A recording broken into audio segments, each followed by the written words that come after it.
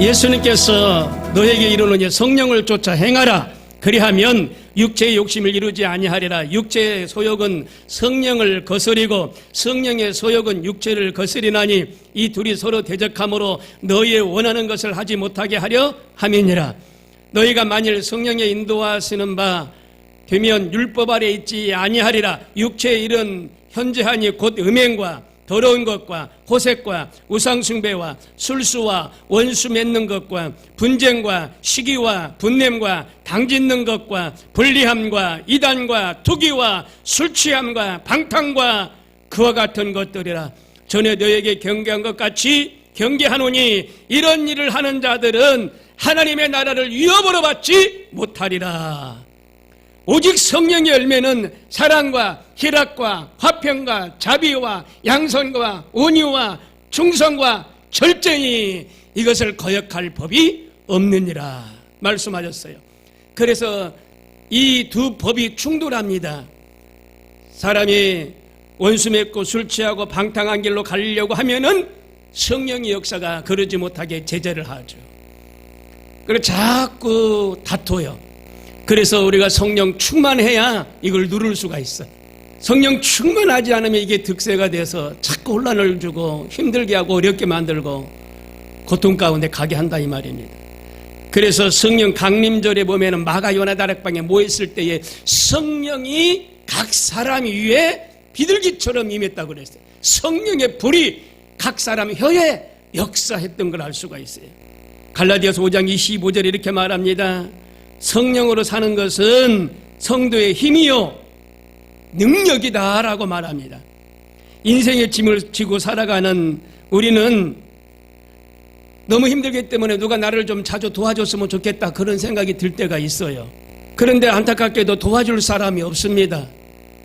일가 친척이나 형제들도 잠시 한두 번이지 나의 어떤 삶을 끝까지 책임져 줄 사람은 없어요. 그래서 나의 생활 가운데 환경 가운데 경쟁자가 많아요.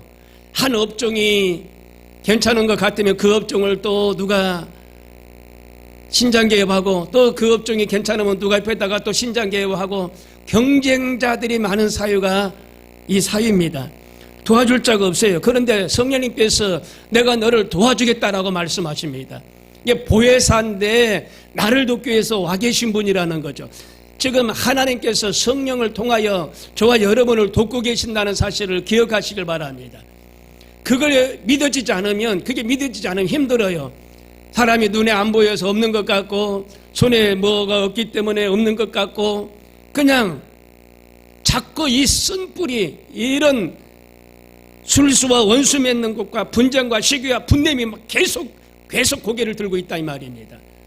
그런데 성령으로 충만하여 9가지 열매로 무장하고 그리고 하나님이 나를 돕고 계신다라고 생각하면은요 눈에 보이는 것이 없을지라도 손에 잡히는 것이 없을지라도 귀에 들리는 것이 없을지라도 능히 이기면서 희망을 갖고 살아가게 되는 줄로 믿습니다. 그러면 성령으로 산다는 것이 무엇인가? 세 가지로 말씀을 나누길 원합니다. 첫째로 보니까 보혜사 성령님을 사모하는 것이다 라고 말씀을 드립니다. 성령으로 살기 위해서는요 사모해야 돼요. 사도행전 19장 2절에 보니까 초대교회에 아볼로가 있는데 이 아볼로는 성경에 능통한 자였었어요. 성경에 박사였는데 성령에 대해서는 알지 못했다라고 말합니다. 여러분 성경을 알으면 성령에 대해서도 알아야 돼요. 그래서 성령 충만함을 받아서 삶을 살아야 됩니다. 그래서 하나님 성령 충만하게 해달라고 사모하셔야 돼요. 오늘 또 성령 받았으면 내일 또 성령 받게 해달라고 사모하셔야 돼요. 그래야만이 성령으로 충만하면서 승리하는 삶을 살게 될 줄로 압니다. 여러분 1907년 1월 달에 평양 장대현 교회에서 성령의 역사가 일어난 거 아시지요? 장대현 교회가 있었는데 길선주 목사님이 그때 그 노회에 목사님들 장로님들 계시는데 강연을 했었잖아요. 그런데 성령의 역사가 막 일어나기 시작하는데 그때 당시 했던 일화 중에 하나가 뭐냐면은 만약에 사랑하는 내 사람이 아파서 누워있는데 소리쳐서 기도해야 되는데 그렇지 않고 놔둘 사람이 있느냐? 그러면서 그가 치료받기 위해서, 그가 고침받기 위해서 간청하고 하나님께 의지하고 나갈 것이다. 그런 마음으로 우리가 성령님을 의지하고 살아야 된다. 이렇게 설교를 했어요. 그래서 거기에서 밤이 맞도록 부르짖었다고 그랬잖아요. 밤 늦은 시간까지 계속적으로 성령의 역사가 임하니까 성령의 도가니가 된 거예요. 마가 연합다락방에서도 마찬가지입니다. 성령의 사모하심이 그 가운데 있다 보니까 각 사람 속에 역사가 일어난 거예요. 각 사람 속에 혀가 갈라지는 역사, 막 불의 혀가 임하는 역사가 막 일어난 거예요. 각 나라 말로 막 말하는 역사가 일어났어요. 그때 당시에 각 나라 말은요, 많은 지역의 사람들이 찾아왔더만요. 보니까 많은 지역의 사람들이 거의 뭐 열 몇 개 나라 막 그 지역에서 왔어요. 근데 각자 그 지역에 말을 하고 있었던 거예요. 각자. 우리 대한민국에 사는 사람들은 대한민국의 말을 하잖아요. 한국어를 하잖아요. 미국에 사는 사람들은 미국 말을 하잖아요. 그런데 그 유대 땅에서 그 각자, 그 마을, 그 크지도 않은 마을에서 사람들이 몰려왔는데 각자 지역의 말을 하고 있었어요. 그 지역의 사람들이 몰려왔었다 이 말입니다. 그런데 성령님이 역사하니까 그게 소통이 된 거예요. 그게 하나님의 역사예요. 그게 소통이 된 거예요. 그래가지고 성령의 역사가 일어나서 이제는 유대와 사마리아와 땅끝까지 막 퍼지기 시작하는 거예요. 막 뜨거워지기 시작하는 거예요. 뜨거워지기 시작한 거예요. 여러분, 성령이 받으면 의욕도 생기고 뜨거워지고 열정도 생기고 살만 나게 되는 줄로 믿습니다.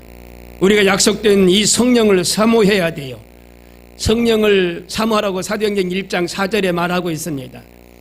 아버지의 약속하신 것을 기다려라. 떠나지 말고, 어디를? 예루살렘을 떠나지 말고 아버지께서 약속하신 것을 기다려라. 어떻게? 예루살렘을 떠나지 말고 마가다락방에서 아버지께서 성령으로 역사하시겠다라고 하는 그 약속을 잊지 말고 기다려라.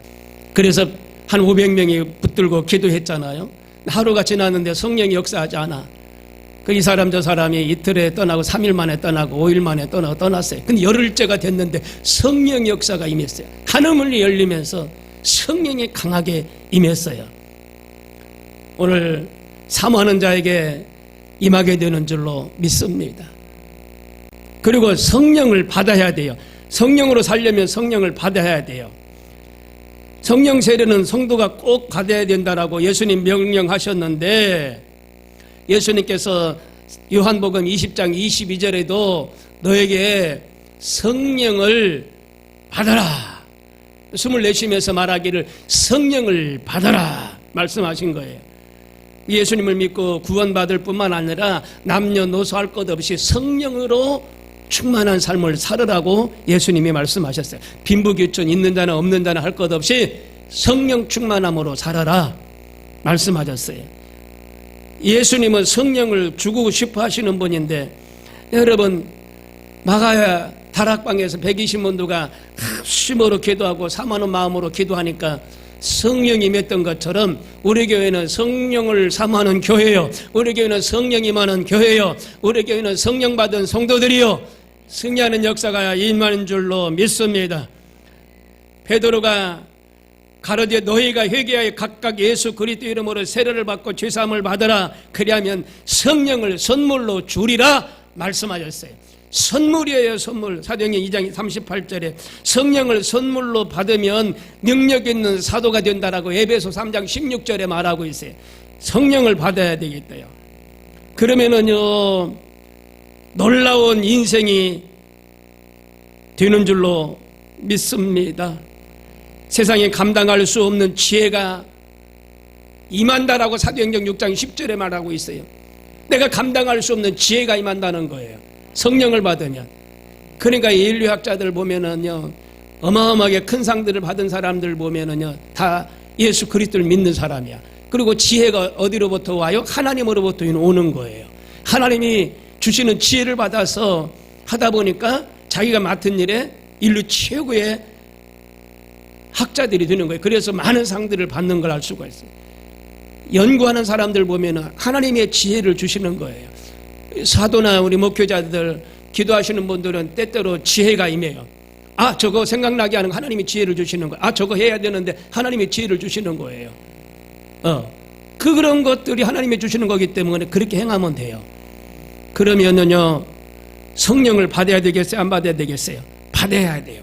성령을 받은데 성령은요, 히브리어로 뭐라고 그러냐? 루아하흐라고 말합니다.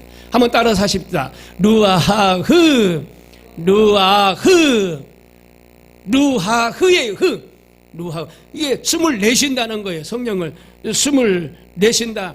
바람, 숨결 이런 걸 가지고 있어요.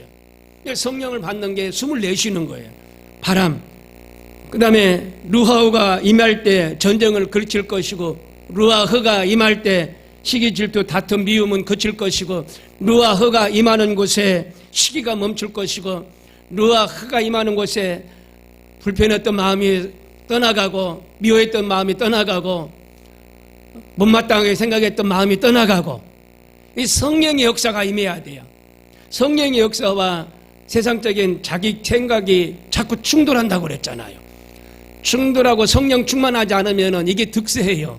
자기 생각이. 그런데 성령이 충만하면 승리하는 역사가 일어나게 될 줄로 믿습니다. 제가요, 우리 손조랑 같이 소요산에 그 전쟁기념관에 갔더니 전쟁기념관 안에 보니까 큰 비행기들이 많이 이렇게 전시가 되어 있더라고요.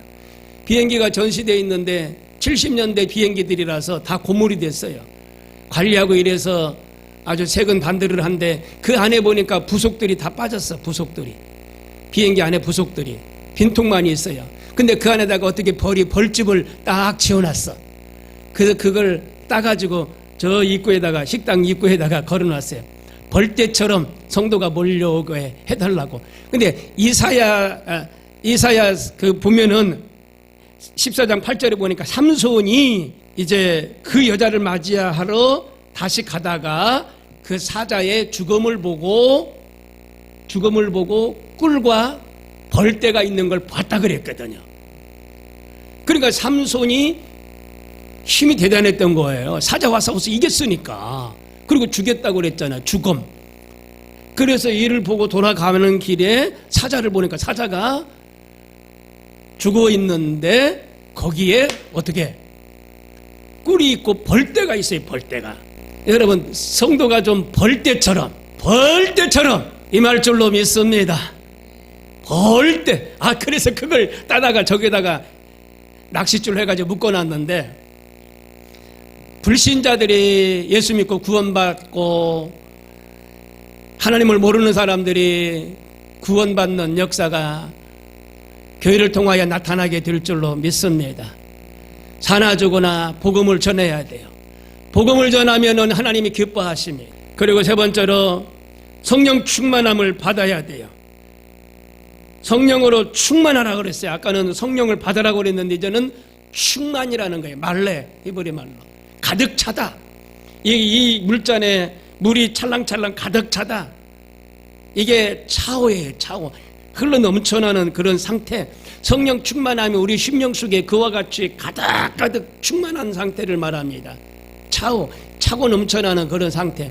성령 충만하면은요, 말도 잘하게 되고 기분도 좋고, 성령 충만하면은요, 대화도 상대편하고 잘하게 되고, 짜증도 안 나고, 성령 충만하면은요, 가난도 떠나가고, 어떻게 보면은 돈도 잘 들어와요. 잘 들어와요. 성령 충만하면. 모든 것이 만사가 열리는 역사가 있는 줄로 믿으시길 바랍니다. 성령 충만해야 돼요. 그래서 그 성령을 환영하고 인정하고 모셔드려야 돼요. 데살로니가전서 5장 19절에 사도 바울은 오직 성령으로 충만함을 받으라 말씀하셨어요. 방탕하지 말고 성령 충만함을 받아라 말씀하셨어요. 우리가 성령 충만함을 받으라고 말씀하는데 위면하면 안 돼요. 하나님 성령 충만함을 주시옵소서. 이 잔에 물이 가득한 것처럼 내 심령에 차고 넘쳐나도록 찰랑찰랑거리도록 성령 충만하도록 역사하여 주옵소서. 그래서 음행과 도색과 술 취함과 방탕하는 것들이, 미워하는 것들이, 못마땅하게 생각하는 것들이 좀 땅속으로 다 들어가야 될 거 아니에요. 성령이 충만해가지고. 그러면 승리하는 역사가 일어나요. 이게 충돌한다고 하잖아요. 이게 성령의 법과 이 세상의 자랑의 법이 충돌한다고 하잖아요. 자꾸 내 아집이, 내 생각이, 자꾸 내 고집이 성령의 법을 이기면 되겠어요? 안 된다 이 말이에요. 좀 양보도 해주고 말이죠. 포기할 줄도 알고 내려놓을 줄도 알고 성령님의 인도하심을 따라가야 돼요. 그래야 하나님의 감동이 있고 육체의 이 소욕을 따라 살지 않아야 승리하도록 역사하시는 줄로 믿습니다. 시골에서 불을 뗄 때 산에 올라가서 갈퀴로 이렇게 솔방울도 긁고 술방울 가지도 긁고 잘려서 쓰러져 있는 그런 썩은 나무떼기도 줍고 막 이래가지고 부엌 아궁에다가 불 뗐던 적 그런 시절이 있었어요. 석유가 안 나오는 도시기 때문에, 나라기 때문에 그런 부분들이 개선이 70년대 그때쯤에 이제 조금씩 이루어지기 시작했는데, 그러고 나서 아마 40, 50년 뒤니까 가스가 들어오고. 근데 그때 당시에 산에서 말이죠, 이렇게 갈퀴로 이렇게 큰 이렇게 불쏘시개를 해가지고 오는 그런 동네가 너무너무 많았어요. 근데 그 불쏘시개가 이제 젖어 있을 수도 있잖아요. 그런데 그 아궁에다 집어넣으려면은 잘 안 타. 그러면 어떻게 해서 그걸 잘 태우죠? 아궁에다가 집어넣고 풀무질을 하잖아요. 풀무질. 그러면 이렇게 좀 젖었어도요, 그것들이 잘 타는 거예요. 낙엽도 잘 타고 장작개비도 잘 타고 솔방울도 잘 타고 솔잎도 잘 타고 막 잘 타는 거예요. 불이 막 화력이 붙어요. 화력이 붙어. 바람이 들어가니까 화력이 붙어요.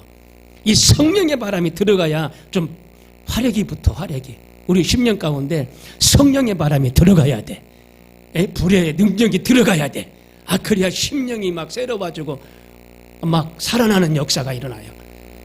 연세 드실 수 있도록요, 성령의 바람이 불어와야 돼. 슉 하면서 그러면 막 힘이 샘솟는 역사가 일어나게 될 줄로 믿습니다. 네 번째로 육체의 열매와 성령의 열매가 있어요. 육체는 인간의 부패성 말하는데 하나님과 원수된 것을 말합니다. 로마서 8장 6절 7절에 음행이 하나님과 원수되어 더러운 것이 원수되어 호색하는 게 원수입니다. 우상 숭배하는 것이 원수입니다. 술수 쓰는 게 원수고 원수 맺는 것이 원수고 시기, 분쟁, 분냄, 불리함, 이단, 투기, 술취함, 방탕함, 이런 것들이 15가지가 있는데 이게 다 하나님과 분리되는 죄라는 겁니다. 원수 맺는 거라는 겁니다. 도적죄라는 것, 살인, 간음, 탐욕, 악독, 속임, 음탕한, 흘기는 눈, 회방하는 것, 교만, 광패, 12가지 이런 것들은 사람을 더럽힌다는 거예요. 마가복음 7장 21절에, 로마서 1장 29절에 보면은 사람이 하나님을 믿지 아니할 때 행하게 되는데 모든 것을 불의하게 보고 추악하고 탐욕, 악이 가득함과 시기, 살인, 분쟁, 악독 가득하고 수근수근거리고 비방하고 하나님을 미워하고 능욕하고 교만하게 하고 자랑하는 것, 악을 도모하는 것, 부모를 거역하는 것, 우상 숭배하는 것, 배역하는 자, 무정하는 자, 무자비한 자, 이런 것들을 일삼는다라고 말하고 있어요. 그 디모데후서 3장 2절에 보면은요, 이제 말세에 고통하는 때가 이르는데 사람들은 자기를 사랑하고 돈을 사랑하고 자긍하며 교만하며 회방하며 부모를 거역하고 감사치 않으며 거룩하지 않으며 무정하며 원통함을 풀지 아니하고 참소하고 절제하지 못하고 사납고 선한 것을 좋아하지 않고 배반하며 서로 팔고 조급하며 자구하며 쾌락을 사랑하고 경건의 모양은 있으나 경건의 능력은 부인하게 된다라고 말씀하고, 이런 자들에게서 돌아서라 라고 말씀하고 있습니다.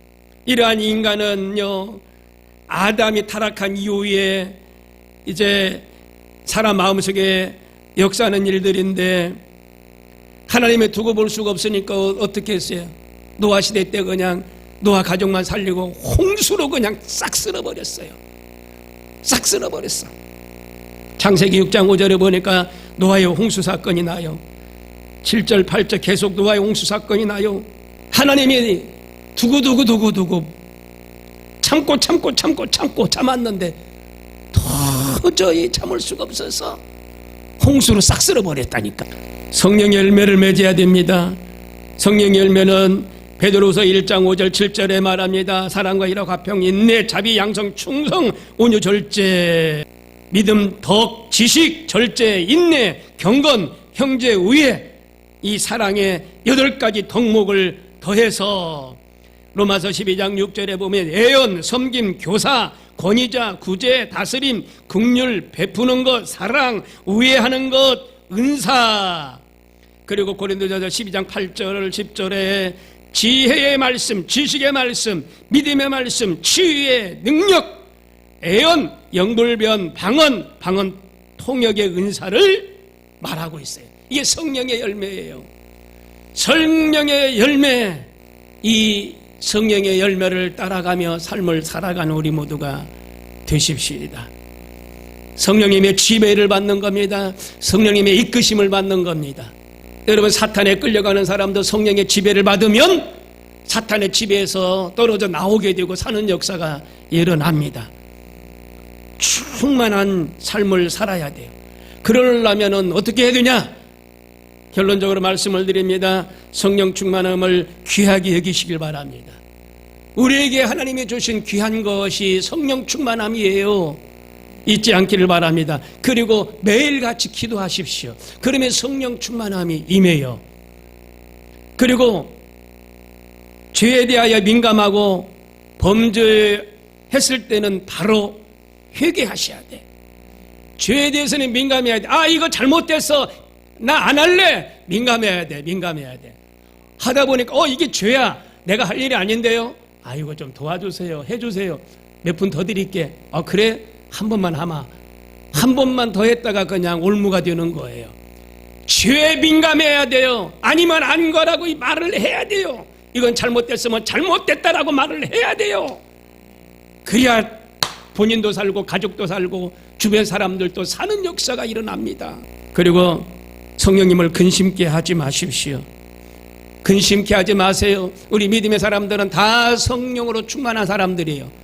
상대를 미워하고 못마땅하게 생각하면 상대의 성령을 근심케 하는 거예요. 근심케 하는 거예요. 그게 바로 저 사람이 저랬대, 저 사람은 자질도 안 돼, 막 말하면은요, 그 안에 계신 성령님을 근심케 하는 거예요. 근심케 하지 말라라고 그랬잖아요. 그래야 성령이 충만하다고. 오살리 금식기도원에 가보면 부흥강사님들이 많이 오시잖아요. 그런 말씀 수도 없이 말씀 많이 전하잖아요. 들었는데 왜 실천 안 합니까? 왜 들었는데 왜 자기 주장을 내세우는 겁니까?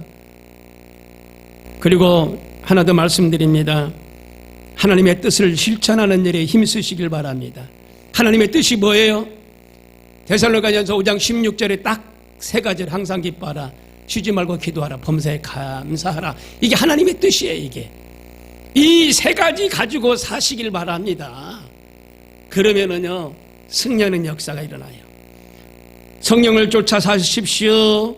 거룩하게 사십시오. 이웃에게 소망을 주면서 삶을 사시길 바랍니다. 가까운 부부간에도 소망을 주고 삶을 사시길 바랍니다. 그것이 바로 성령 충만한 삶인 줄로 믿으시길 바랍니다. 다 같이 기도하겠습니다.